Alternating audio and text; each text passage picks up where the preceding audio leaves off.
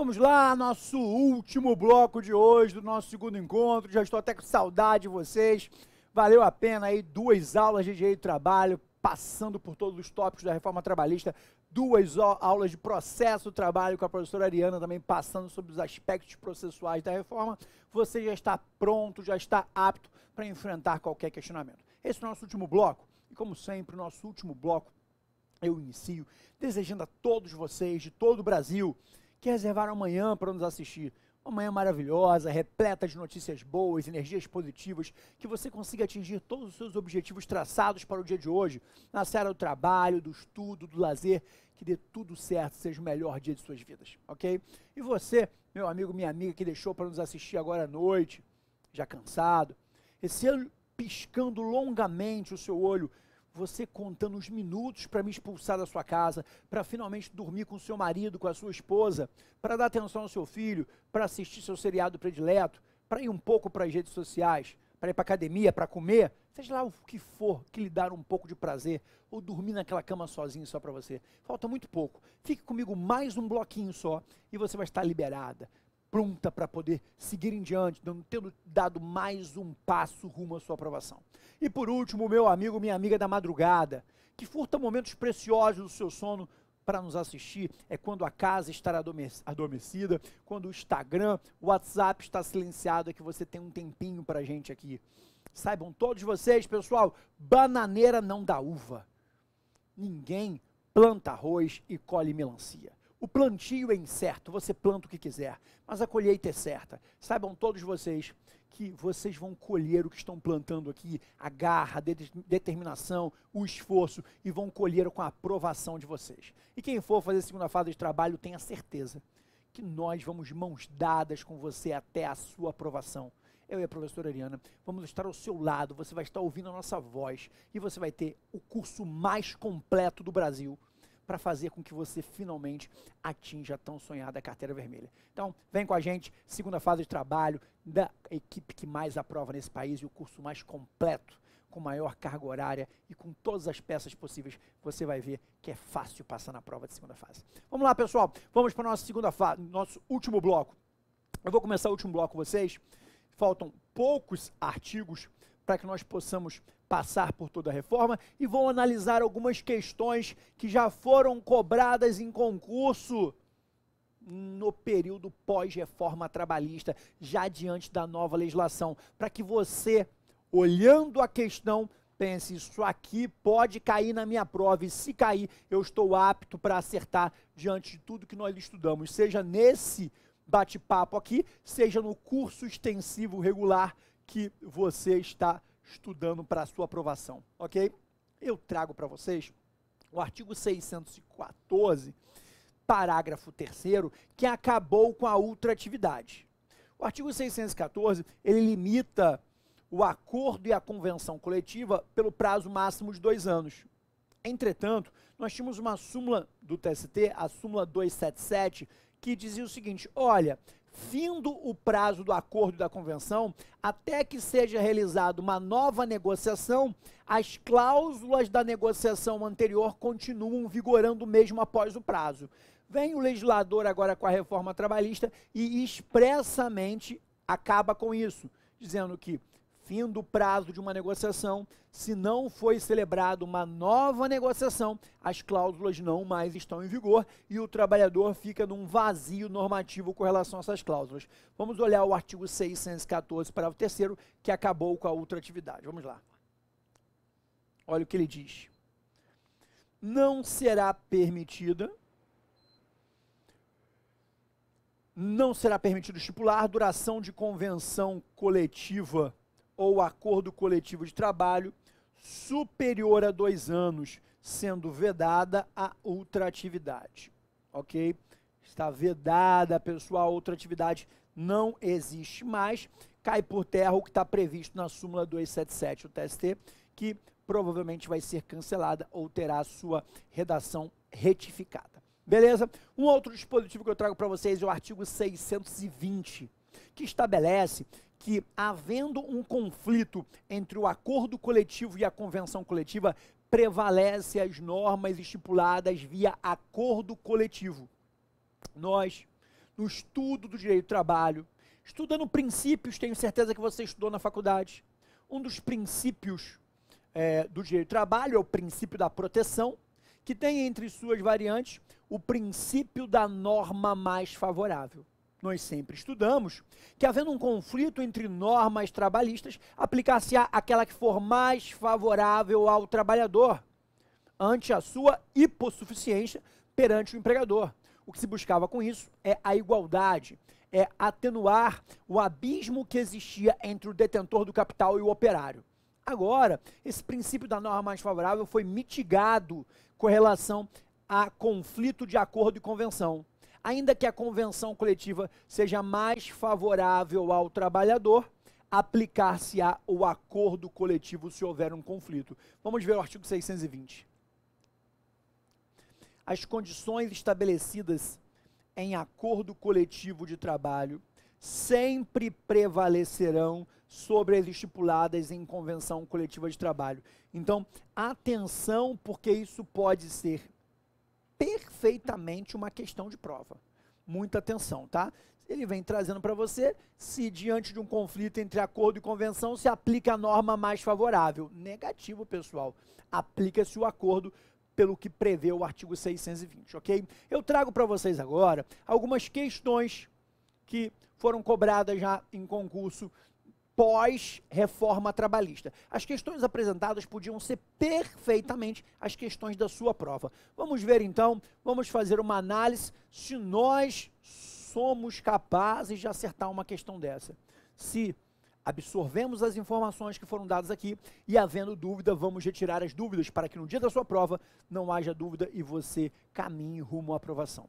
Primeira questão que eu trago para vocês, olhe se isso não poderia ser a questão da sua prova pós-reforma. Os sócios da empresa de turismo Maravilha Limitada e Festa de Arromba Promoções e Eventos são os mesmos. Ou seja, pessoal, eu e a professora Ariana temos duas empresas. Uma empresa de turismo, em que a gente leva a galera para viajar, e uma casa de festas, Festa de Arromba, onde a gente fica animando as crianças. Eu sou o palhaço animador, ela fica lá na cozinha fritando o salgadinho. Somos sócios dessas duas empresas. E vamos seguir agora a questão. A primeira delas é sediada em Maceió e a segunda em Belo Horizonte. Meu Deus, eu não sei como é que a gente consegue se dividir entre Maceió e Belo Horizonte. Talvez eu não tenha como participar dos eventos, né? Mas se analisar o contrato social, você vai ver eu e a professora Ariana como os sócios dessa empresa. Vamos seguir. Desenvolvendo cada uma delas atividades exclusivas nessas cidades. Em todos os eventos realizados pela Festa de Arromba, são sorteados pacotes turísticos da Turismo Maravilha, sendo esse o meio encontrado pelos sócios para o desenvolvimento das atividades dessa última, que foi inaugurada há pouco tempo. Essa integração tem se mostrado muito importante para o desenvolvimento da Turismo Maravilha, sendo os sorteios a única forma de divulgação e publicidade da empresa. Em relação à situação descrita, vamos às opções. Pessoal, olha o que aconteceu aqui. Nós somos sócios das duas empresas e veja que as empresas estão com comunhão de interesses. Aprendemos isso na aula passada, quando eu falei do parágrafo 3º do artigo 2º do grupo econômico. Para que seja configurado um grupo econômico, não basta o controle societário, deve haver uma efetiva comunhão de interesses na empresa. Nesse caso, a empresa de turismo só se desenvolve pelos sorteios realizados na casa de festa, tá? Ainda que estejam em estados diferentes, não tem problema. Hoje em dia você, por uma empresa de turismo, pode trabalhar de qualquer lugar do Brasil, porque passagem você emite pela internet, né? Vamos às opções que nos foram apresentadas. A. As empresas não integram um grupo econômico, tendo em vista que exercem atividades completamente distintas, não havendo integração entre as mesmas, sendo que a mera identidade de sócios não é suficiente para caracterizar o grupo. B. Não há formação de grupo econômico, pois além das atividades das empresas serem completamente distintas, as mesmas localizam-se em cidades diferentes, não havendo interesses integrados. C. Embora as empresas tenham atividades distintas, a identidade de sócios aliada a um interesse integrado, a efetiva comunhão de interesses e a atuação conjunta das mesmas leva à caracterização de grupo econômico. Pessoal, me parece que a C está preenchendo os requisitos que nós imaginamos no parágrafo 3º. Apesar de serem empresas distintas, aí eu digo para vocês, se fosse uma casa de festa que não tinha nada a ver com a empresa de turismo, não haveria grupo econômico. Agora, na medida que a empresa de turismo só está sendo alavancada para o futuro diante dos sorteios que existem na casa de festa, ficou caracterizado o grupo econômico com base no artigo 2º, parágrafo 3º. Quem lembrou aí do parágrafo 3º do artigo 2º seria capaz de marcar letra C como a resposta correta. Eu vou marcar aqui para vocês, letra C, e vou colocar o dispositivo legal, artigo 2º, parágrafo 3º da CLT, parágrafo este que foi introduzido pela reforma trabalhista. Professor, quando eu encontrar, olha a marcação e artigo 2º, parágrafo 3º e a linha, a resposta C de Calvin Klein. Quando eu encontrar a resposta certa, para eu economizar tempo, posso nem olhar as demais assertivas? Não, meu amigo, olhe todas. Porque para a C estar certa, a D e a E tem que estar errada. Pode ser que haja uma pegadinha aí, você só percebe a pegadinha da C quando está lendo a D e vê que a letra D está certa também. Então, você sempre tem que olhar todas as assertivas, ainda que você encontre a resposta certa na A de amor, A de Armani, ok? Vamos lá, pessoal, vamos ver a D. A formação de grupo econômico. A formação de grupo econômico, tendo em vista a simples existência de sócio em comum, é fator suficiente para a caracterização.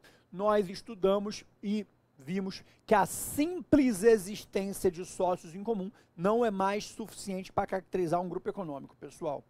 E por último, E, a formação de grupo econômico em razão da existência de sócios comuns e de interesses integrados, sendo que as empresas são subsidiariamente responsáveis pelas obrigações decorrentes da relação de emprego. O erro está que na ideia de grupo econômico, a responsabilidade é solidária, é o artigo 2º, parágrafo 2º da CLT. Quando eu penso em grupo econômico, eu penso em solidariedade. Você pode cobrar de qualquer uma das empresas do grupo, tá? Lembre-se de D'Artagnan, um por todos e todos por um. Tá todo mundo junto nesse barco. Mesmo que eu seja empregado da Globo News, eu posso cobrar da Sport TV, posso cobrar da TV Globo, da Rádio Globo, do Jornal Globo, porque as empresas, tendo embora cada uma delas personalidade jurídica própria, o que isso quer dizer? Cada uma com CNPJ, elas são solidariamente responsáveis, quando caracterizado o grupo econômico, nas relações de trabalho de todos os seus empregados. Então, essa primeira questão, nós ficamos com a letra C de Calvin Klein. Vamos para a segunda questão, pessoal, olha a sua tela. Entre as diversas verbas que podem ser pagas pelo empregador ao empregado, integram o salário do empregado. Opa, essa nós vimos hoje. Foi o primeiro tema da aula de hoje, artigo 457, o tema é salário e remuneração. Nós demos uma olhada no parágrafo 1º e no parágrafo 2º do 457. No parágrafo 1º do 457, ficou estabelecido que integram a remuneração do empregado os adicionais legais, as gratificações legais, o salário fixo e as comissões. E ele quer saber exatamente isso de você aqui. Ele vai colocar uma opção que está prevista no parágrafo 1º e as outras 3 opções que estão previstas no parágrafo 2º, que não integram o salário. Como nós vimos, diária para viagem não integra salário, prêmio não integra salário, e aí tem a definição de prêmio no parágrafo 22, ajuda de custo limitada a 50% não integra salário. O que integra salário, pessoal? Artigo 457, parágrafo 1º. O valor fixo ajustado entre as partes, as gratificações legais e as comissões. Temos essa opção? Vamos às opções. Gratificações legais integram o salário. É a opção A. Diária para viagem não integra, prêmio não integra, ajuda de custo não integra. Resposta certa, artigo 457, parágrafo 1º, foi o primeiro bate-papo de hoje, o primeiro tema que nós enfrentamos hoje, quando eu falei com vocês sobre salário e remuneração. Ok? Vamos agora à questão número 3. Vamos ver se você vai acertar. Vem comigo. Ulisses foi contratado pela empresa Copo de Leite Laticínios. Nome estranho, hein? Como auxiliar de produção, para o cumprimento de jornada de 8 horas diárias, de segunda a sexta-feira, com intervalo de 1 hora para repouso e alimentação. Então, estamos diante de um trabalhador clássico. Trabalha de segunda a sexta, de 8 às 17, com 1 hora para o almoço. Sábado, a empresa liberou ele.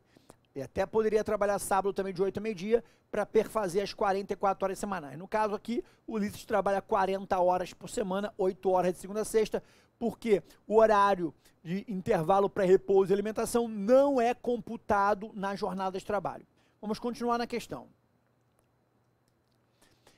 Alegando necessidades da produção, 2 vezes por semana, o empregador passou a fracionar o intervalo entre a jornada de Ulisses em 3 períodos de 20 minutos cada um. Olha o que a empresa fez. Não quer dar 1 hora de almoço para o Ulisses. Liberou ele 20 minutos, ele voltou ao trabalho. Liberou mais 20, voltou ao trabalho. Liberou mais 20, voltou ao trabalho. Coitado, não conseguiu nem comer a marmita dele. Quando estava comendo, acabou os 20 minutos, ele botou a marmita no cantinho. Daqui a pouco a empresa liberou de novo. Voltou para a marmita dele. Mais 20 minutos, cortaram o almoço dele de novo. E por último, mais 20 minutos.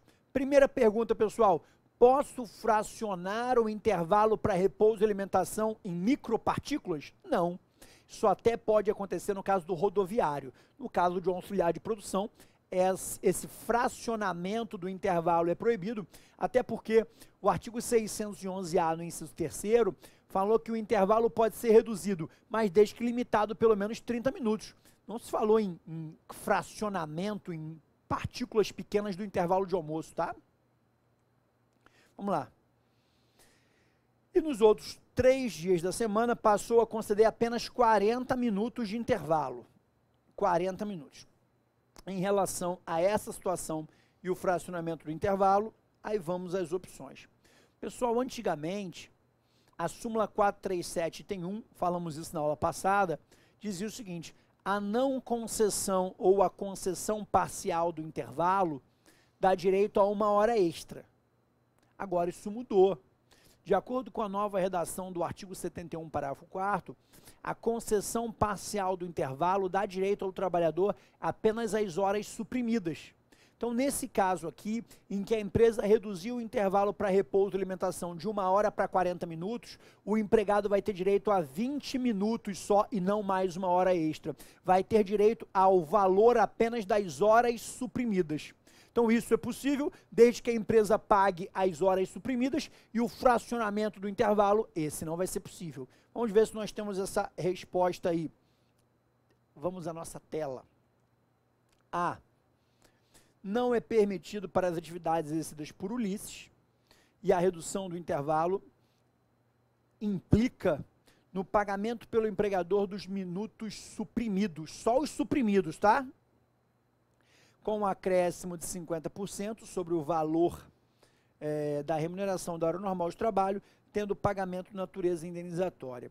Me parece que essa terceira questão, a resposta vai ser a letra A. Me parece que sim.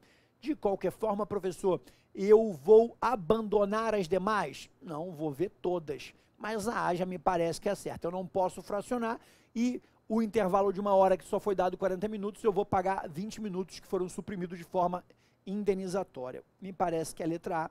Dá uma olhada no artigo 71 da CLT que você vai verificar a resposta. E vamos ver as demais opções. B. Não é permitido para as atividades exercidas por Ulisses e a redução do intervalo implica no pagamento pelo empregador do período total do intervalo falso, com acréscimo de 50% sobre o valor da remuneração da hora normal, tendo pagamento natureza salarial, falso 2 vezes. A opção B está errada 2 vezes. Primeiro que diz que a natureza desse pagamento é salarial, não é indenizatória. E segundo que diz que vai pagar o intervalo total quando vai pagar só a parte suprimida. B não tem como marcar. B de Bulgari, não. C de Calvin Klein, vamos lá. É permitido que o Ulisses faça o fracionamento, já falso de cara, porque o Ulisses não pode fracionar o almoço em 3 pedaços, no caso de necessidade de produção, mas somente em 2 períodos de 30 minutos cada um, e a redução do intervalo implica no pagamento pelo empregador do período total. Não vai pagar o período total e não da natureza indenizatória. Eu até poderia reduzir para 2 intervalos de 30 minutos, se houvesse previsão em norma coletiva. Agora, falar que tem natureza salarial estaria falso, e falar que vai pagar o período total também falso. D. É permitido para as atividades exercidas por Ulisses, no caso de necessidade de produção, e a redução do intervalo implica no pagamento pelo empregador dos minutos suprimidos, com um acréscimo de 50%. Aqui falso, porque ele autorizou dividir em 3 pedaços de 20. Não é possível. E a última opção, é permitido para as atividades exercidas por Ulisses, no caso de necessidade de produção, e a redução do intervalo implica o pagamento pelo empregador do período total do intervalo. Aí, falso também. Então, ficamos nessa questão número 3 com A de Armani mesmo, pessoal. 2 questõezinhas só e vocês estão liberados. Então, não me abandone. Minutos finais. Vamos lá. Questão número 4. Na nova modalidade de rescisão do contrato de trabalho, introduzida pela Lei 13.467 de 2017, havendo a extinção por acordo entre as partes, empregado e empregador, serão devidas as seguintes verbas decisórias. Pessoal, essa questão nós vimos hoje. Artigo 484-A, ruptura contratual por comum acordo, ok? Pela metade o aviso prévio, a multa de 40%, as demais verbas na integralidade, não tem direito a seguro-desemprego e pode sacar 80% do fundo de garantia. Vimos hoje, você está apto a responder. Vamos lá. A. Metade do aviso prévio, metade das férias vencidas, não, pessoal. Férias vencidas paga normal, metade do aviso prévio, tá? E a integralidade do FGTS, podendo sacar da indenização também é metade, podendo sacar 80% do FGTS, além de poder ingressar no seguro-desemprego. A opção A está horrorosa, toda errada. Não tinha como você marcar A. Se você leu o 484A junto comigo, não tinha como marcar A. B. Metade do aviso prévio indenizado e metade da indenização sobre o saldo do FGTS e as demais verbas trabalhistas em sua integralidade, podendo sacar 80% do FGTS. Estava perfeito até aqui.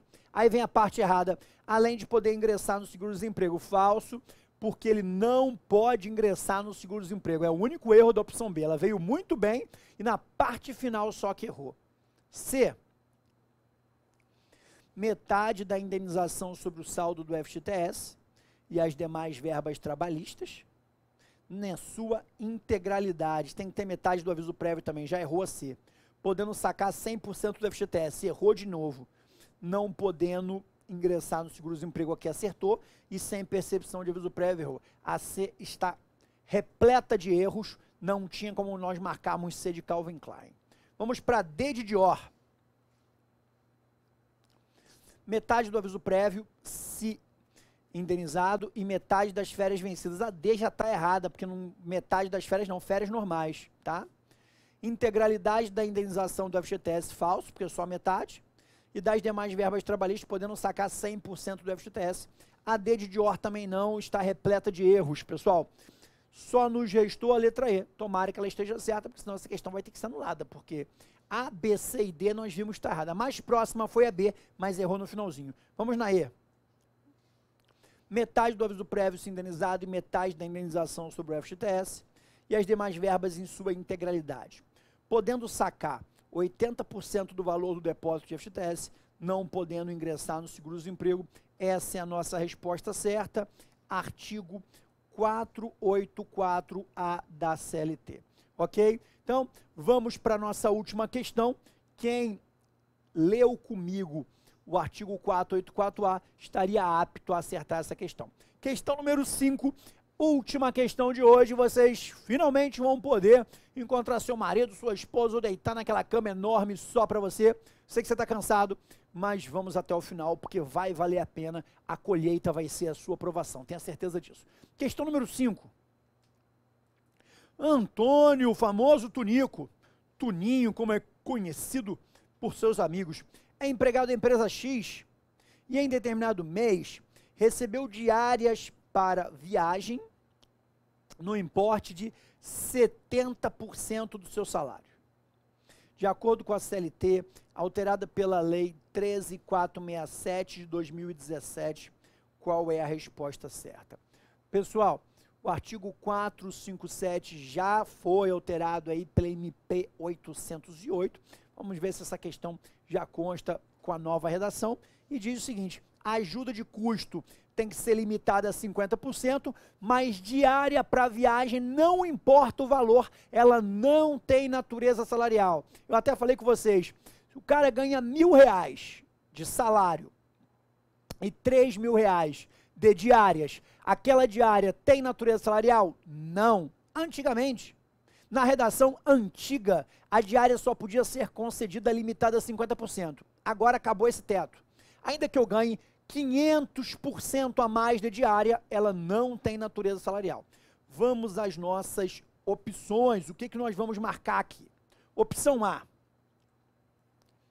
Tendo em vista que ultrapassou os 50% do salário, a regra é que a metade do valor recebido terá natureza salarial, logo 35%. Falso. Porque não importa se ultrapassou os 50% ou não.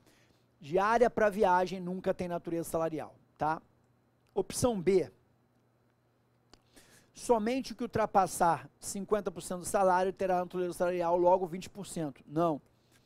Ainda que ultrapasse 50% do salário, nunca tem natureza salarial. Opção C. Tendo em vista que ultrapassou 50% do salário, a integralidade da diária para viagem tem natureza salarial. Falso. Não importa se ultrapassou 50% ou não, pessoal. Opção D. As diárias para viagem, ainda que habituais, não integram a remuneração do empregado, não constituindo base de incidência de qualquer encargo trabalhista e previdenciário. Essa é a nossa resposta certa. Artigo 457, parágrafo 2º da CLT.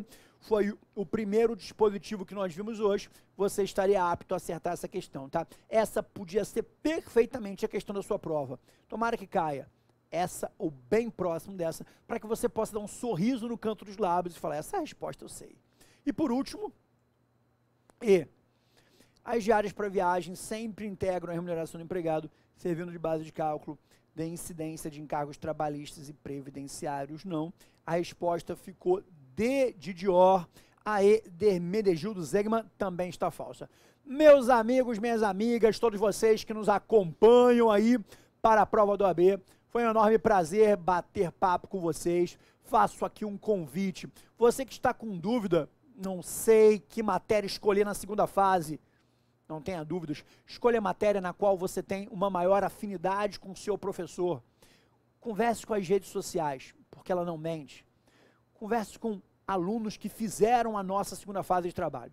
Se você tem afinidade com a matéria, tenha certeza que você vai ter afinidade com a maior professora de processo de trabalho do país, a professora Ariana Linhares, que vai estar garantindo para você o aprendizado de todas as peças processuais. Ainda que você nunca tenha feito uma peça processual, uma década de experiência que nós trazemos vai trazer a tranquilidade para que você possa enfrentar essa prova e caminhar rumo à sua aprovação.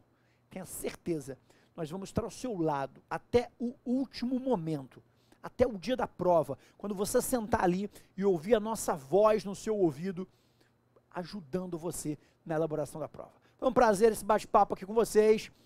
Espero que vocês tenham gostado tanto quanto nós de ter tido essa conversa e que a reforma trabalhista já faça parte do seu dia a dia, como todas as outras matérias. Fiquem com Deus, um grande abraço e até a próxima. Tchau, tchau, pessoal!